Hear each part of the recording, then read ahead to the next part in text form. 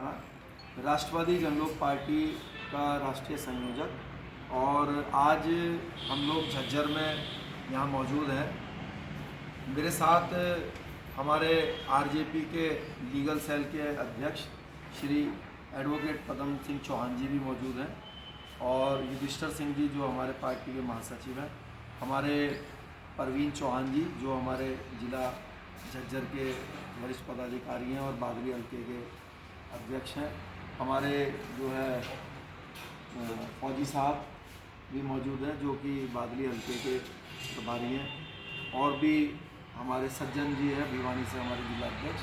तो हम सब लोग यहाँ जो आज मौजूद है उसका कारण ये है कि 19 जुलाई को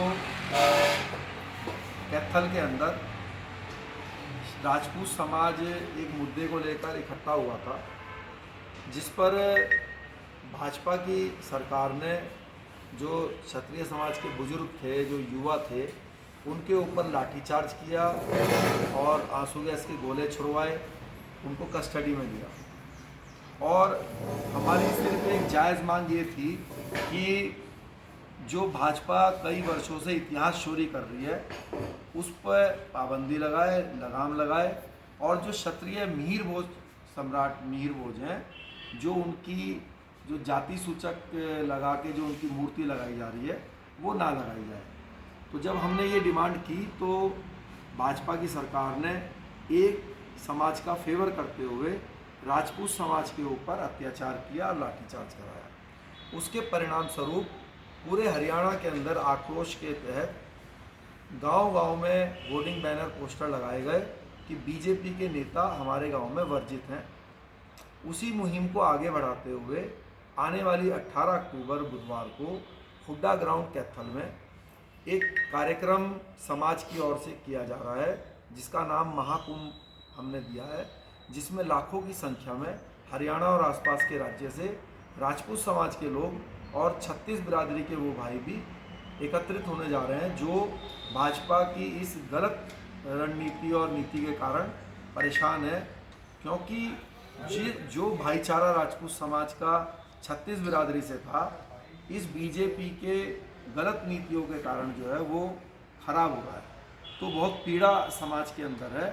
एक महीने से हम गांव-गांव में जाके जिसके लिए कमेटी भी बनी हुई है समाज की और वो भी प्रचार प्रसार कर रही थी। जो क्षत्रिय समाज के जो अनेक संगठन है सामाजिक, वो भी प्रचार प्रसार कर रहे थे और जो राष्ट्रवादी जनलोक पार्टी है वो भी महीने भर से गांव-गांव में प्रचार प्रसार कर रही थी। अब क्योंकि समय कम है तो मीडिया बंधुओं के माध्यम से, आपके माध्यम से हम लोग जिले वाइज जो है पत्रकार बंधुओं को अपनी बात उनके सामने रख रहे हैं, जिससे कि मीडिया के माध्यम से भी लोगों को जागरूकता मिले और 18 तारीख को कैथल में होने वाला कार्यक्रम सफल आयोजन के रूप में हो जाए। हमारा ये भी कहना है कि भारतीय जनता पार्टी ने जिस प्रकार से समाज की बेइज्जती की है, तो राष्ट्रवादी जनलोक पार्टी जो 36 बिरादरी को साथ लेके चलने वाली है, जो नारा देती है न किसी का अधिकार छीनेंगे लेकिन किसी को अपना अधिकार छीनने भी नहीं देंगे। तो इस भाजपा की सरकार ने जो हमारे अधिकारों का हनन किया है, हम इसको ये कहते हैं कि हम इसको 24 में हरियाणा से और देश से बिल्कुल ख़त्म कर देंगे। और जो खट्टर सरकार है, वैसे तो लोग खट्टर सरकार बोलते हैं लेकिन राजपा इसको नाम देती है खटारा सरकार। तो इस खटारा सरकार को 2024 में हम ख़त्म कर देंगे। आप बात कर रहे हैं कि विरोध की और बीजेपी को ख़त्म करने की, तो आप फिलहाल राजस्थान, मध्य प्रदेश जैसे 5 स्टेटों में चुनाव हैं, तो क्या आपकी पार्टी वहाँ चुनाव लड़ रही है? देखिए, वहाँ हम लोग चुनाव नहीं लड़ रहे हैं। हमारा जो राष्ट्रवादी जनलोक पार्टी है वो 4-5 राज्यों में कार्य करती है, उसमें मध्य प्रदेश और राजस्थान शामिल अभी नहीं है। हमारा एक ढांचा वहाँ पर भी मौजूद है, उसको भी हम उसी पार्टी को वोट करने के लिए आदेश करेंगे जो हमारे समाज का, हमारे मैनिफेस्टो का सम्मान करेगा। उसकों का आपने नाम लिया, उसमें जो मुख्य रूप से मिहिर भोज जी के लेके जो है वो गुर्जर समाज और राजपूत समाज में जो है वो भ्रांतियाँ हैं। आप कहते हैं कि वो हमारे महापुरुष हैं, वो कहते हैं कि हमारे महापुरुष हैं। तो इसको लेके तथ्य क्या है कि वो जो है झज्जर में भी एक गेट बनाया गया था बकायदा मिहिर भोज जी की उसमें स्मृति में, उसको लेके भी डिस्प्यूट हुआ था शहर के बाकी समाजों में। तो यह स्थिति क्यों बढ़ नहीं है? क्या उनका तथ्य पूरा नहीं है? क्या इतिहास स्पष्ट नहीं है क्या? देखिए, ये बीजेपी की एक कूटनीति है और मैं अपने गुर्जर भाइयों से भी निवेदन करूंगा कि मेरी इस बात को जो मैं बोलने जा रहा हूँ इसको सुने और समझें। और उनकी इस जो एक कूटनीति है जिससे हमारे गुर्जर भाई हमारे भाई हैं, उनसे हमारा रिश्ता खराब करा दिया गया, अन्य समाज से भी कराने का प्रयास और षड्यंत्र जो है वो भाजपा और आरएसएस रच रही है। अब क्यों रच रही है और इसके परिणाम क्या है ये मैं आपके सामने बता देता हूँ। करीब 40 साल पहले बीजेपी ने सबसे पहला ये जो एक विचार है राजपूतों के ऊपर आजमाया। राजपूतों के सामने महाराणा प्रताप जी को एक आइडल के रूप में खड़ा कराने का शुरुआत कराई। महाराणा प्रताप जी हमारे आइडल हैं, उन्होंने बहुत सम्मानपूर्वक समाज का सम्मान बढ़ाया, लेकिन उस समय लोगों का ऐसा विचार नहीं बनता था इतनी, क्योंकि पब्लिसिटी भी नहीं थी। लेकिन जगह जगह पे गांव-गांव में लोगों को जागरूक और प्रेरणा दी कि भाई महाराणा प्रताप जी की मूर्ति लगाएं। उसका परिणाम ये हुआ कि जब मन से राजपूत समाज ने महाराणा प्रताप जी को अपना आइडियल मान लिया, उनकी मूर्तियां लगाई, और जब बच्चों ने पूछा भाई महाराणा प्रताप जी ने क्या किया था, हमारे बाबा जी ने क्या किया था, तो लोगों ने बताया भाई इन्होंने मुगलों से लड़ाई लड़ी थी, अकबर से लड़ाई लड़ी थी और मुसलमानों ने इनको बहुत परेशान किया। तो जैसे ही ये भावना आई तो राजपूत के मन में मुसलमान के खिलाफ नफरत पैदा हो गई। जैसे कि मैं उदाहरण देता हूँ, आप और आपके ये साथी बैठे हैं, आप परम मित्र हो, लेकिन आज मैं आपको इस प्रेस कॉन्फ्रेंस के बाद ये बताऊं कि आपके दादा ने इनके दादा ने यहाँ पे चप्पल मार दी थी। अगर आपको ये जानकारी मिलेगी तो आपके मन में उसी समय से इनके प्रति कटुता हो जाएगी। अगले दिन जब आप इनसे मिलोगे तो आपके मन में वो प्यार नहीं होगा। तो यही जब राजपूत समाज ने महाराणा प्रताप जी को आइडल मान के, तो उसके मन में कटुता होगी और वो बीजेपी का कोर वोट बैंक बन गया। तो अब ये चीज़ दूसरे समाज के ऊपर लागू नहीं हो रही थी। तो इन्होंने देखा कि भाई किस किस महापुरुष ने मुसलमानों से लड़ाई लड़ी है। ये लड़ाई, ये जो जातियों की समस्या है, ये उन्हीं महापुरुषों के लिए क्यों है जिनकी लड़ाई मुसलमानों से हुई? क्योंकि इसका कारण वोट बैंक की राजनीति है। तो बीजेपी ने देखा भाई सम्राट मिहिर भोज ने भी मुसलमानों को खदेड़ा था, ये जो है इसकी तरफ राजपूत समाज का ध्यान नहीं है, तो उनको उठा के गुर्जर समाज को भी अपना वोट बैंक में तब्दील करने के लिए अब गुर्जर समाज का कोई बच्चा जो है वो मिहिर भोज जी की प्रतिमा देखेगा, बच्चा पूछेगा बाबा जी ने क्या किया था, उसका बड़ा बताएगा बाबा जी ने, उनकी उपलब्धि क्या है, यही है ना कि उन्होंने मलेच्छे को भगा दिया। वो कहेगा इन्होंने मुसलमानों को खदेड़ दिया था। अगले दिन वो भी डंडा ठा के मुसलमान के पीछे भागेगा और कहेगा मैं तो भाजपा को वोट दूंगा। ऐसे ही इन्होंने सुहेल देव बेस है जो कि राजपूत सम्राट थे, उसको जो है इन्होंने पासी समाज को दे दिया। खुद योगी जी ने उनकी मूर्ति का अनावरण उत्तर प्रदेश में जो है वो किया। तो ये लोग क्या है कि स्ट्रेटजी के तहत जो है ऐसे जितने भी, सुहेल देव बैस ने भी जो है वो मुसलमानों से ही लड़ाई लड़ी थी। तो ये जितने भी ये जो समस्या है उन्हीं सम्राट राजा महाराजाओं के साथ ही क्यों आ रही है, जिनकी जंग, जिनका युद्ध जो है वो मुसलमानों से हुआ है। क्यों नहीं चंद्रगुप्त मौर्य को लेकर, या जो पीछे के जो हमारे महाराज पौरस हैं, या एक से एक महापुरुष हैं। एक आप सोचिए, आज तक जब से धरती बनी है, प्रभु श्री राम और कृष्ण जी को छोड़ दें तो वीर विक्रमादित्य जितना बड़ा सम्राट कोई नहीं रहा, जिन्होंने विक्रम संबंध बनाई, जो कि हिंदू कैलेंडर जिसको हम बोलते हैं, उनके पीछे क्यों नहीं है कोई प्रॉब्लम? ये प्रॉब्लम जान के क्रिएट कराई गई है। इसीलिए हमारी नाराजगी अपने गुर्जर भाइयों से नहीं है, या हमारे जो भी दूसरे समाज के भाई हैं वो हमारे भाई हैं। हमारी नाराजगी इस भाजपा सरकार से है, इस खटारा सरकार से है, जो अपने वोट की राजनीति के चक्कर में हमारे भाइयों से, हमारे छत्तीस बिरादरी से संबंध को खराब कराने का प्रयास करती है। तो वो खास राज्यों में इंटरफेयर नहीं कर रहे हैं, लेकिन अगर आप पूरे केंद्र से बात करें कि बीजेपी को साफ किया जाएगा, तो क्या लोकसभा चुनाव में चुनाव लड़ा जाएगा या ऐसे ही जो है अन्य पार्टियों को समर्थन किया जाएगा? उसका बेस क्या रहेगा, क्या करना चाहेंगे आप? देखिए, हरियाणा के अंदर राष्ट्रवादी जनलोक पार्टी का इनेलो से गठबंधन है, ओम प्रकाश चौटाला जी से। तो हरियाणा को लेकर तो जो भी स्ट्रेटजी बनेगी वो उनको साथ में विचार करके और लेकर ही बनेंगे।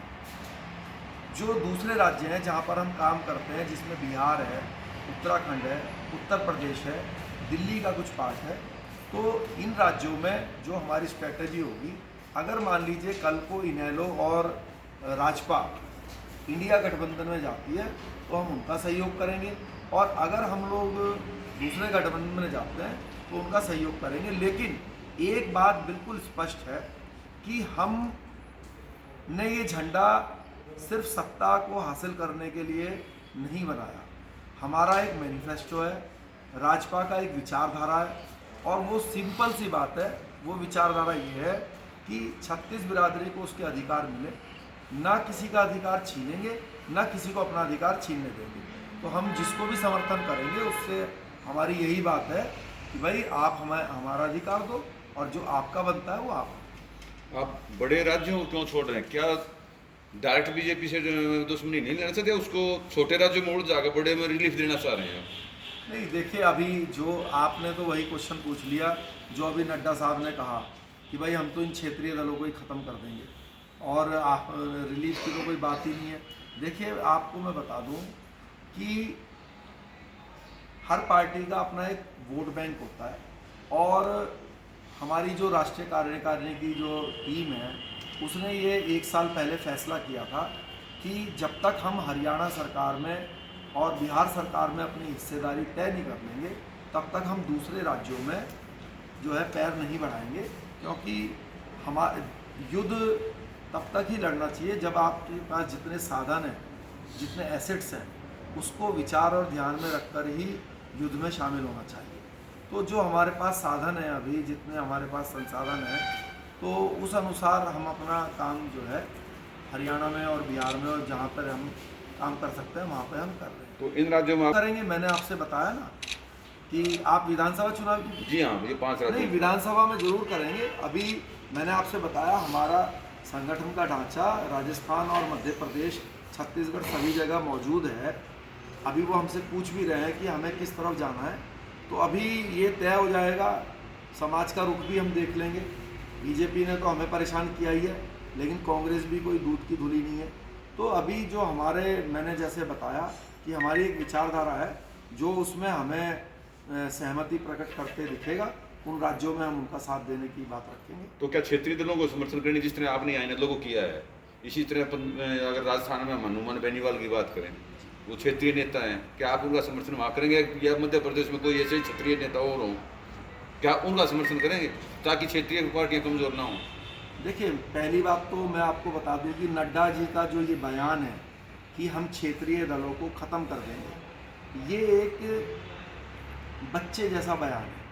इससे उनकी राजनीतिक समझ का अंदाज़ा लोगों को लगा लेना चाहिए कि वो एक कठपुतली डमी अध्यक्ष हैं भाजपा के। अगर क्षेत्रीय दल ख़त्म हो गए, अगर उत्तर प्रदेश से समाजवादी पार्टी ख़त्म हो गई, तो आप बताइए कि जो उसका वोट बैंक है दलित और पिछड़े और मुस्लिम का, वो कहाँ जाएगा? वो वापस कांग्रेस में जाएगा। अगर बसपा ख़त्म हो गई यूपी में, तो उसका दलित और मुस्लिम वोट कहाँ जाएगा? वापस कांग्रेस में जाएगा।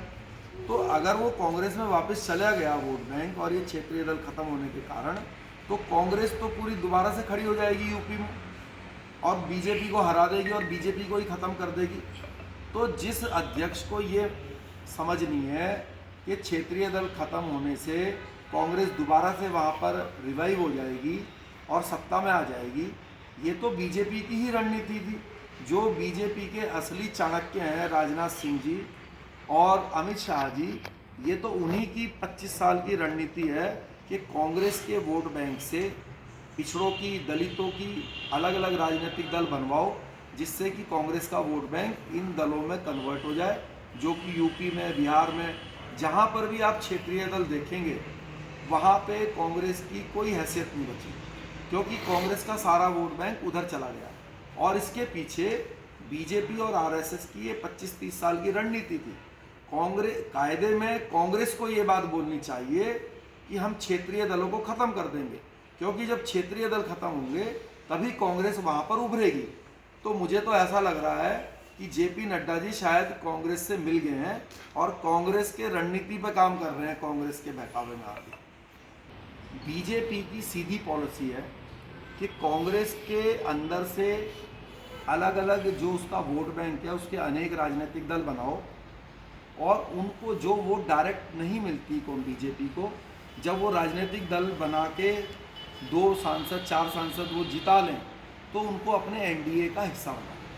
आज बीजेपी के साथ 38 राजनीतिक दल हैं जो जाति के आधार पे हैं, और सारे के सारे कभी ना कभी कांग्रेस के अंदर से टूटकर बने हैं, और वो आज एनडीए की सरकार में हिस्सेदार है। अगर नड्डा जी के बयान में थोड़ी सी भी सीरियसनेस है तो वो शुरुआत एनडीए से करें, वो दुष्यंत चौटाला को समझाएं, वो निषाद पार्टी के संजय निषाद जी को समझाएं, वो अपना दल की अनुप्रिया पटेल जी को समझाएं, वो पासवान साहब को समझाएं कि क्षेत्रीय दल ख़त्म करने चाहिए, देश के लिए समाज के लिए अच्छा है, और अब आप बीजेपी में मर्ज कर दीजिए। अगर वो सीरियस हैं तो उनका असलियत तो तभी पता चल जाएगी। अगर उनकी वो बात नहीं मानते तो इन 38 पार्टियों को जो एनडीए के हैं इनको धक्के मार के बाहर निकाले, अपना दामाद बना के क्यों रखा हुआ है इनको। तो जो इनके साथ हैं उनको तो ख़त्म करने की बात नहीं कर रहे हैं, और जो दूसरे जो साथ नहीं है वो भी अगर ख़त्म होंगे तो उससे भी कांग्रेस दोबारा से बढ़ोतरी होएगी। आज बीजेपी इन 38 पार्टियों का साथ छोड़ दे तो ये 38 पार्टियां ख़त्म हो जाएंगी, क्योंकि है। लेकिन बीजेपी ने इनको क्यों रखा हुआ है, जिससे कि ये ख़त्म ना हो। अभी 2 महीने पहले अमित शाह जी ने, बिहार के नेता हैं उपेंद्र कुशवाहा जो कि पहले केंद्रीय मंत्री भी थे, उपेंद्र कुशवाहा जी की पार्टी थी आरएलएसपी, वो पूरी की पूरी मर्ज जेडीयू में हो गई थी नीतीश कुमार जी के साथ 1-1.5 साल पहले। अब अमित शाह जी ने उनको बुलाया, उसको कहा कि भाई तू अपनी पार्टी दोबारा से दुकान खोल ले। क्यों? क्योंकि जिससे कि जो कुर्मी समाज के वोट हैं जो जेडीयू के हैं वो दोबारा से डिवाइड हो जाए। तो उसको कहा तू दोबारा से अपनी दुकान खोल ले आरएलएसपी की, मैं तेरे को 2 टिकट एनडीए में दे दूंगा। अगर उपेंद्र कुशवाहा अकेले चुनाव लड़ें, मैं चैलेंज गारंटी देता हूँ 10,000 वोट भी नहीं मिलेंगे लोकसभा में। तो वो क्यों उसको जिंदा कर रहे? क्यों रामदास अठावले को जिंदा करा हुआ है? रामदास अठावले अकेले चुनाव लड़े तो 5,000 वोट नहीं मिलेंगे रिपब्लिकन पार्टी को। सिर्फ इसलिए जिंदा रखा हुआ है क्योंकि वो दलितों की राजनीतिक दल है, उसको मालूम है अगर ये ख़त्म होएगा तो वोट बैंक इसका पूरा कांग्रेस में चला जाएगा, और उसको अपने साथ रख के वो जो है राहुल गांधी जी को और सोनिया गांधी जी को उससे गाली भी दिलवा देते हैं। तो ये बीजेपी की क्लियर स्ट्रेटेजी है कि कांग्रेस के वोट बैंक से अलग अलग राजनीतिक दल बनाओ, उनके वोट बैंक को कई हिस्सों में बांट दो। कांग्रेस जो अलायंस करती है वो ये सोच के करती है कि हमारा वोट बैंक बटे ना।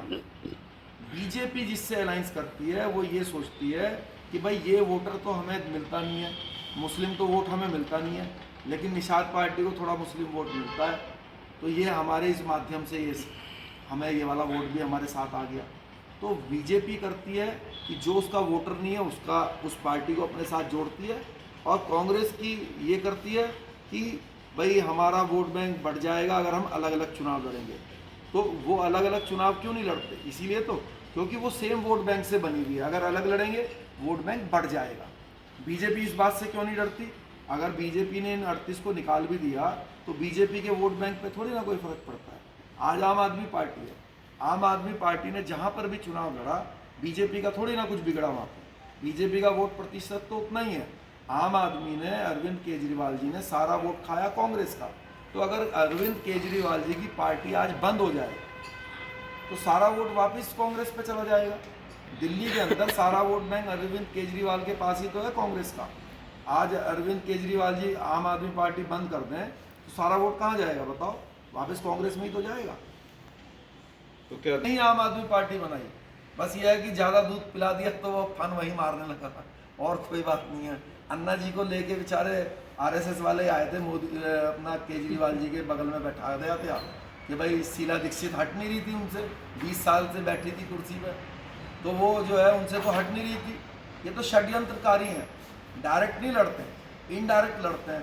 तो डायरेक्ट तो बीजेपी 20 साल से लगातार हार रही थी दिल्ली में, तो जब इनसे नहीं हट रही थी तो अपना केजरीवाल जी के बगल में अपना अन्ना जी को बैठा दिया, एक सामाजिक मूवमेंट चलाया। इनको ये अंदाज़ा नहीं था कि ये व्यक्ति राजनीतिक दल बना देगा। इनका तो ये था भाई बीजेपी कांग्रेस की इमेज ये बिल्कुल ख़राब कर देंगे और फिर बाद में जब लोग इससे चिढ़ जाएंगे कांग्रेस से तो अभी ऑप्शन फिर बीजेपी रहेगा। उनको थोड़ी ना पता था कि भाई केजरीवाल जी जो है अन्ना जी को वहीं मंदिर में छोड़ाएंगे और आम आदमी पार्टी बना लेंगे। तो उसने बना ली, अब बना ली तो वो अब जो है इन्हीं के गले की घंटी बन रहे हैं।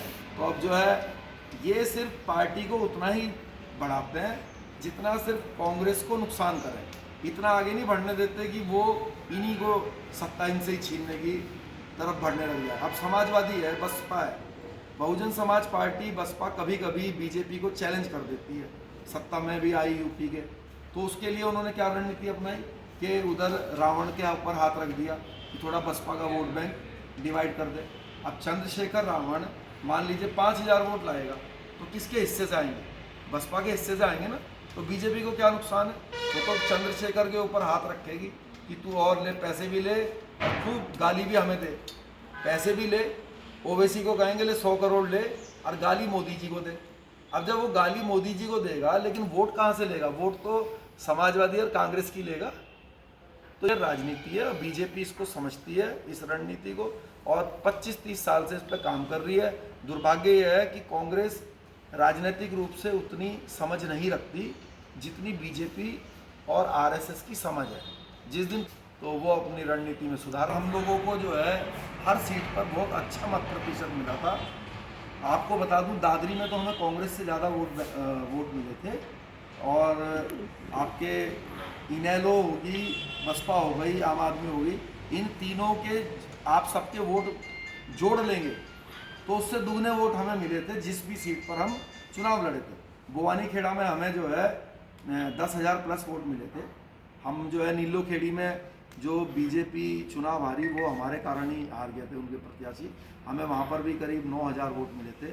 चरखी दादरी में जो है हमारे सुरेंद्र परमार जी प्रत्याशी थे, वहाँ पर भी हमें जो है करीब 8700 वोट मिले थे। तो हमें एक अच्छा वोट लोगों ने दिया 2019 में भी, और 2024 में तो आप देखिएगा कम से कम भी 10 से ज़्यादा सीट जो है राष्ट्रवादी जनलोक पार्टी जीतेगी और जीतकर अपने अधिकारों की रक्षा करके अपने अधिकार लेगी, और जो जिसके 36 बिरादरी के अधिकार है वो उनको देगी।